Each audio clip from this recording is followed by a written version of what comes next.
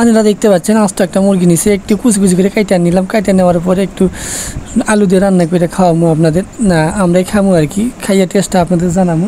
যাই হোক, কইলাতে আলু মালু যা লাগে সব কিছু দিয়ে একটু আলুটাকে ভেজে নিলাম, সবাই আলু ভেজে করতেই পারেন, তাই আর কইলাম না। এদিকে আলুটা সিদ্ধ হচ্ছে আর কি, একটু নাড়াচাড়া করে নেবেন সুযোগ মতো। তো সব কিছু হয়ে গেলে, এটা ভাজা মুচমুচে হয়ে গেলে আপনার নামিয়ে রাখবেন আর কি। এরপর বড় সাইজের 5টি পিস কুচি কুচি করে কেটে নেবেন। এদিকে চুলার উপর কড়াই বসিয়ে তাতে হালকা একটু তেল ঢেলে দিয়ে আগে থেকে কেটে রাখা পেঁয়াজগুলো ছেড়ে দিবেন চুলায়। তারপর একটু হালকা নাড়াচাড়া করে ভালো করে একটু রান্না করে নেবেন আর কি, যাতে সিদ্ধ হয়। কিছুক্ষণ পর যখন এরকম কালার চলে আসবে তখন তাতে আদা বাটা, রসুন বাটা সব মিলিয়ে 1 চামচ পরিমাণ দিয়ে দেবেন, দিয়ে আর একটু নাড়াচাড়া করে দেবেন। তারপর একটু হালকা পানি দিয়ে দেবেন। পানিটা দেওয়ার পর আরও একটু জাল করে নেবেন আর কি। জাল করার পর 1 চামচ পরিমাণ হলুদ গুঁড়া, 1.5 চামচ পরিমাণ মরিচ গুঁড়া, 1 চামচ পরিমাণ লবণ এবং 5-6টা দারচিনি, 3টা সাদা এলাচ, 4টা কালো এলাচ ছেড়ে দেবেন। তারপর একটু নাড়াচাড়া করে জাল করে নেবেন আর কি, যাতে জিনিসটা খুব সুন্দর হয়। সব কিছু হয়ে যাওয়ার পর এর ভেতরে মাংস ছেড়ে দেবেন। মাংসগুলো যেগুলো আগে থেকে কেটে রাখছিলাম ওইগুলো একটু ছেড়ে দিলাম, দিয়ে একটু নাড়াচাড়া করে নেবেন।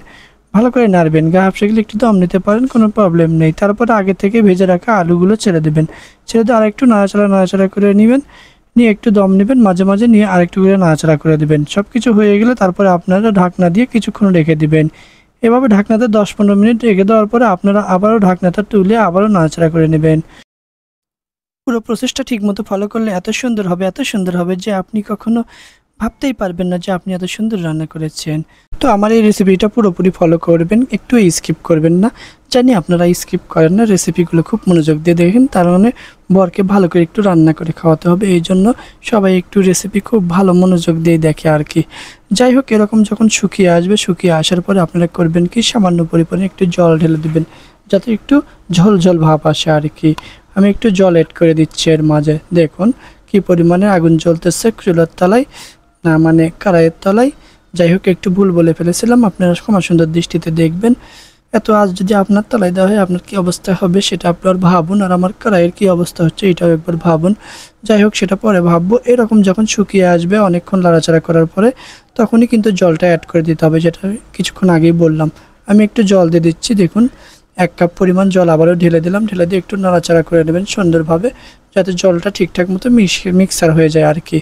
মিক্সচার হয়ে যাওয়ার পরে আপনি এখানে করবেন কি, সুন্দর করে আবার ঢাকনাটা দিয়ে আবারও ঢেকে 10 থেকে 15 মিনিট জাল করে নেবেন। তারপর দেখবেন ফাইনাল রেজাল্ট, জিভেতে জল চলে আসলো। এখন আমরা একটু টেস্ট করে আপনাদের জানাচ্ছি। খুবই মজা হয়েছে, আপনারা ভাবতেও পারবেন না যে আপনি এত সুন্দর একটা রান্না করেছেন। রেসিপিটা ফলো করবেন প্লিজ। দাঁড়ান, এখনো শেষ হয়নি, আর একটা ছোট্ট রিকোয়েস্ট আছে। আমার পেজে যদি নতুন হয়ে থাকেন অবশ্যই পেজটাকে ফলো করে দিবেন, আর যদি আগে থেকে ফলো করা থাকে তাহলে আপনাকে অসংখ্য ধন্যবাদ। আমার দাওয়াত রইল আপনার বাড়িতে।